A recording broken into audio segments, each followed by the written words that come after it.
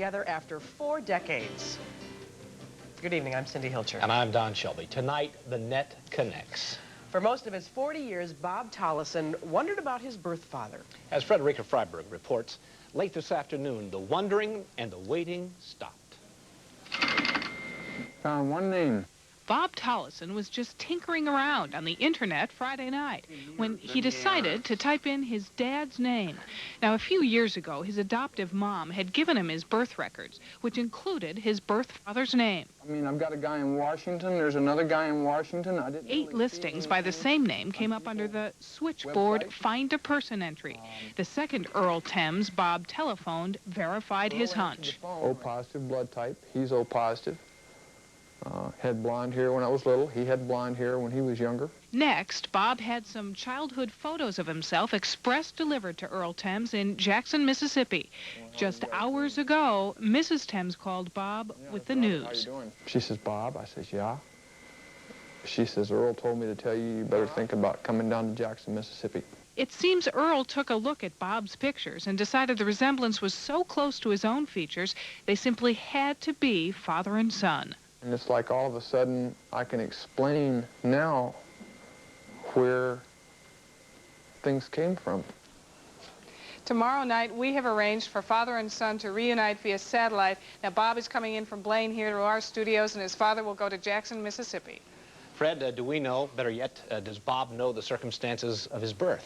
Well, it is sketchy for him, but he has been told that Bob's mother and Earl Thames were not married, but dated in the early 50s. They broke up, but his mother discovered that she was pregnant. She told Earl, and he offered to adopt the baby, but she had already placed him.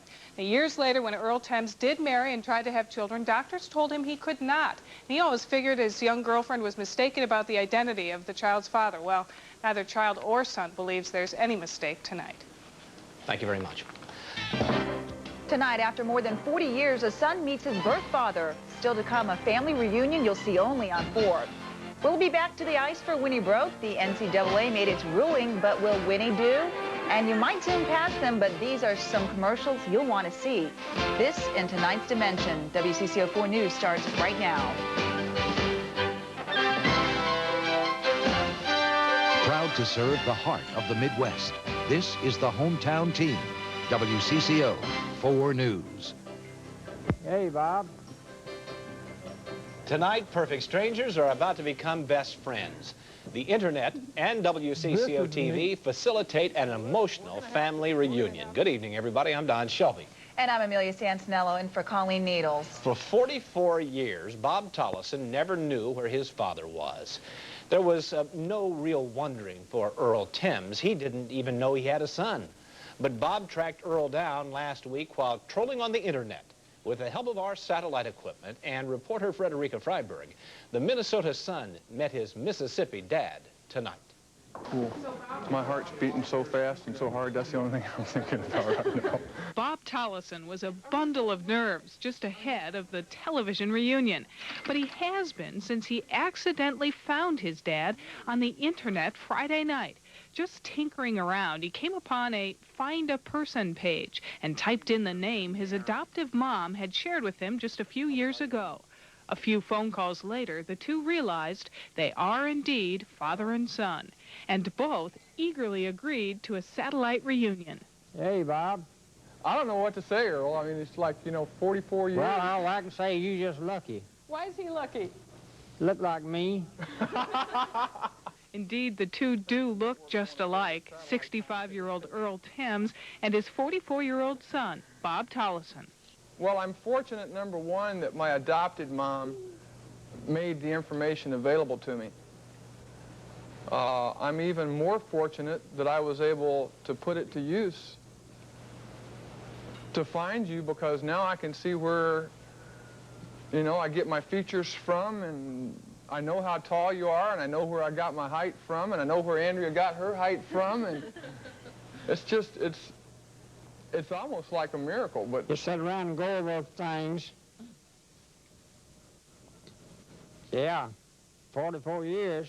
Father and son and their newly expanded families plan to reunite in the flesh just as soon as Bob can fly from the Twin Cities to Mississippi. For the first time since he was told as a boy he was adopted, he can stop imagining his father, stop wondering where he is. It's not a closure, but yet it's a chapter in my life that I'm going to be able to have an ending to. An end to the search, a beginning for two families. They plan to get together very soon. Northwest Airlines tells us they'll help get Bob Tollison down to see his dad. Nice, that's good. Yeah, it was a great story. Wonderful. Thanks for bringing it to us. Sure. Does he keep in touch with his mother, his birth mother? Is she alive? He does not know where his birth mother is at all, and so he is especially glad to find his birth father. Well, keep looking on the internet. Who knows? Yeah. She may be in there. Thanks Thank a lot, you. Fred. Good evening, everyone. I'm Nikki Mohan. Thanks for joining us. Topping our coverage, the internet is a fascinating tool of our times. It can connect us to limitless information and people we wouldn't meet otherwise.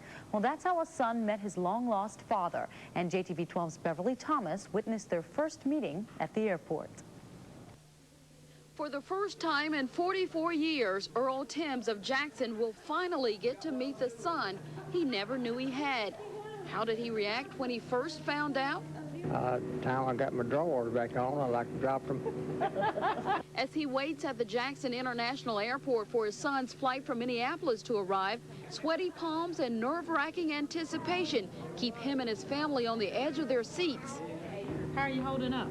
I'm about to fall apart. I reckon I'll make it, though. I've been nervous for 2 weeks ever since we heard this good news, but it's just wonderful.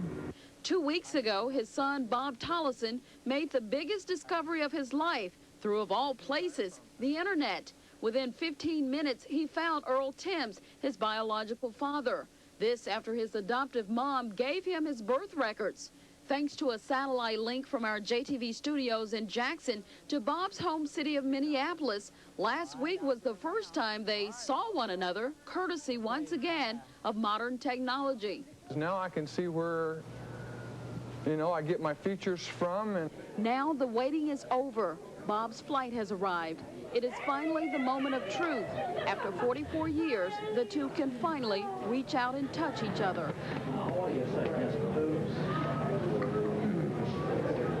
There's nothing comparison to the real thing.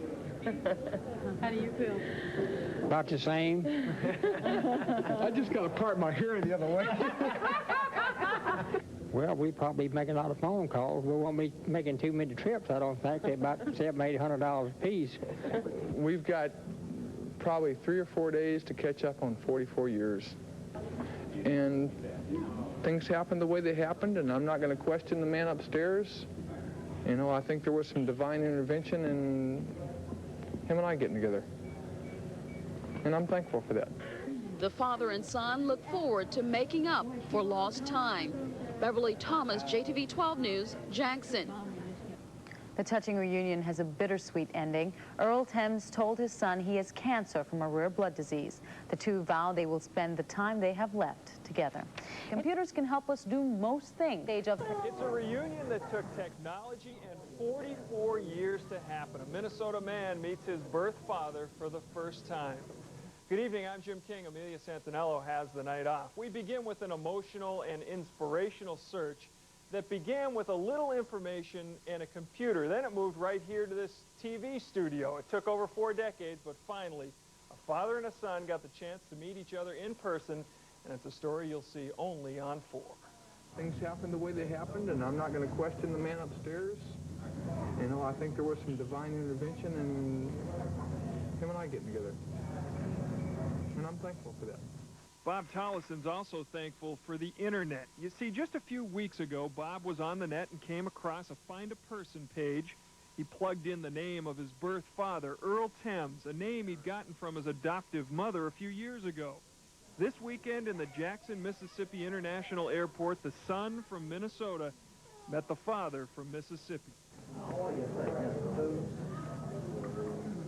We've got probably 3 or 4 days to catch up on 44 years. And I got a briefcase full of pictures, and I'm sure we're going to spend quite a few hours talking and just trying to fill each other in on what's happened in the last 44 years. The two had met before via satellite TV uplink. Their looks, pretty much the same. Their humor, You be the judge. I don't know what to say, Earl. I mean, it's like, 44 years. Well, all I can say, you just lucky. Why is he lucky? Look like me. And the two didn't miss a beat when they met in person at the airport just last night. There's nothing comparison to the real thing. How do you feel? About the same. I just got to part my hair the other way. That's the difference. By the way, Bob Tollison still does not know who his birth mother is, and for now he's concentrating on getting to know his dad. Can you blame him? Well, if you want to know a little bit more about the stories that we do here on Channel 4... I want to start. You still work on it, Dick. You massage me. This is cute. Alex, we gotta clean up. You gotta wait. Alex, we're going to do it in your room, okay? Neely, we're gonna do it. Will you massage me? See, come get that gun. This is what I Yeah, like you could feel me. You know what you're going to have to do? You're going to have to straighten up your room because you're getting this stuff scattered all over the place and something's going to get broke and then it won't be any good. So you need to pick things up and make things look pretty and then we'll do it, okay? All right? And you got to keep stuff all together. We do it to you. I was more worried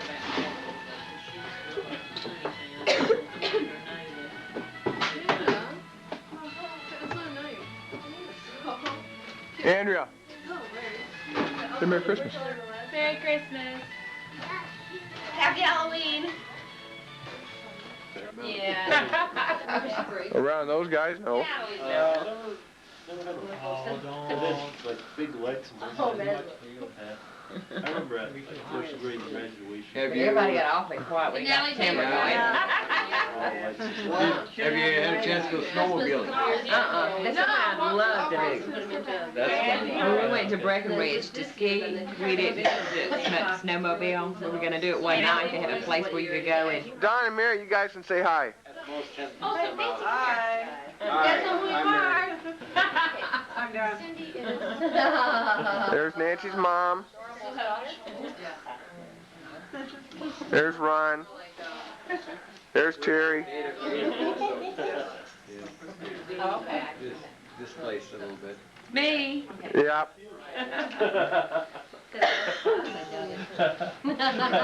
There's Julie, Nancy's cousin. Hi, guys. Does your thing record the date and Well, you can't see our breath. And the camera.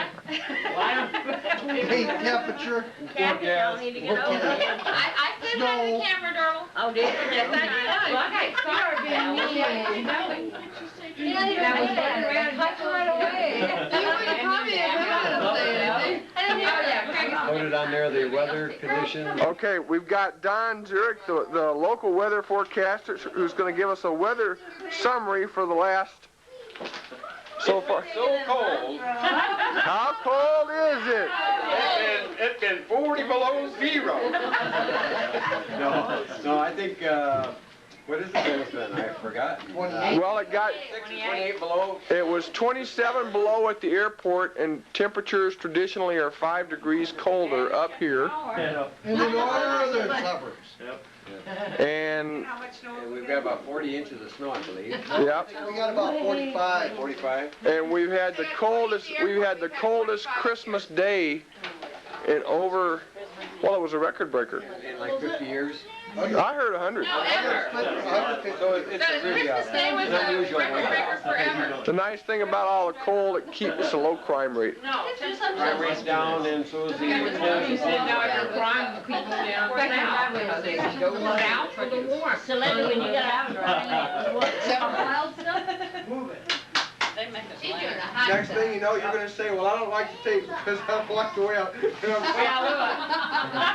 Let me slice them this bad. Light him again. Wave to us, Peppa. Wave, Papa. These girls up here. What do you call it? See, nobody. Y'all don't call your grandparents up here. Say Peppa.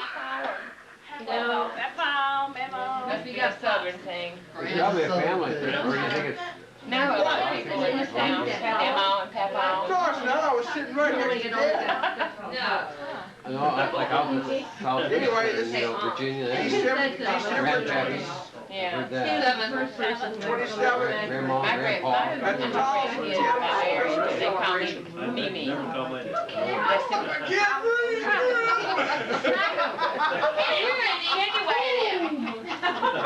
That I'm big. I was gonna try to get her to. Well, you're older, I know that. I'm older. Wiser. Better looking. Better. Smarter. Straight. Bye. Bye, Emma. You can't breathe anymore.